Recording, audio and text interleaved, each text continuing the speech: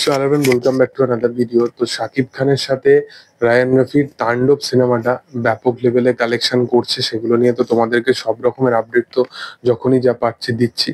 But তুফান 2 এই সিনেমাটা কবে আসবে? দেখো, রায়ান রফি কিন্তু এই সিনেমাটা নিয়ে ভাবনা চিন্তা করেই রেখেছিল যে তুফানের কিন্তু আগামী পার্টের গল্প কি হতে চলেছে, এবং তুফানের সিনেমার মধ্যে একটা কন্ট্রোভার্সিয়াল স্টেটমেন্টও কিন্তু দেয় যে তুফান সিনেমার মধ্যে অডিয়েন্স কিছুই দেখেনি, যেটা কিন্তু তুফান 2 তে থাকতে চলেছে।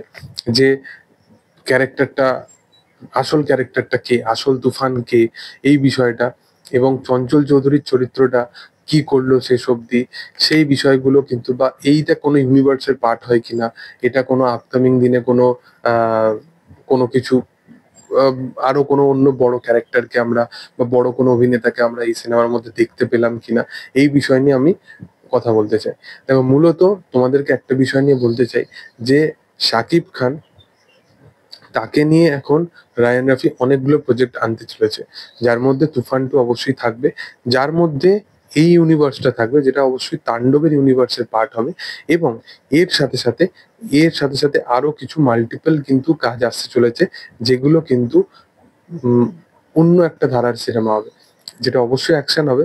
বাট সেই সিনেমাটাকে প্রডিউস করে বাংলার দুটো বড় প্রোডাকশন হাউস, ওয়েস্ট বেঙ্গলের দুটো প্রোডাকশন হাউস, বাংলা বলছি, ওয়েস্ট বেঙ্গলের দুটো বড় প্রোডাকশন হাউস, যার মধ্যে একটা হচ্ছে সুরিন্দর ফিল্মস এবং একটা হচ্ছে এসবিএফ।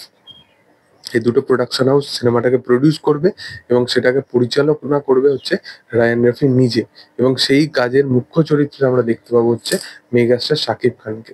তো শাকিব খানকে নিয়ে এখানে রায়ান রফি তার 3-4টে প্রজেক্ট অলরেডি লক করে রেখে দিয়েছে।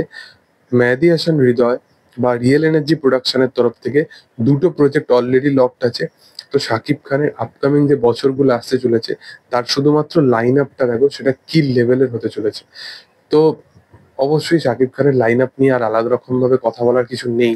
বাট সে যেরকম স্ট্যান্ডার্ডটা দিয়ে যাচ্ছে, বা যেরকম পিক লেভেলটা তার চলছে, যেরকম স্ট্যান্ডার্ড, হাই লেভেলের একটা স্ট্যান্ডার্ড সে রেখে দিয়ে চলে যাচ্ছে, সেই স্ট্যান্ডার্ডটাকে টাচ শুধুমাত্র সেই করতে পারবে, যাতে অন্য কেউ তার ধারের কাছেও না পৌঁছায়।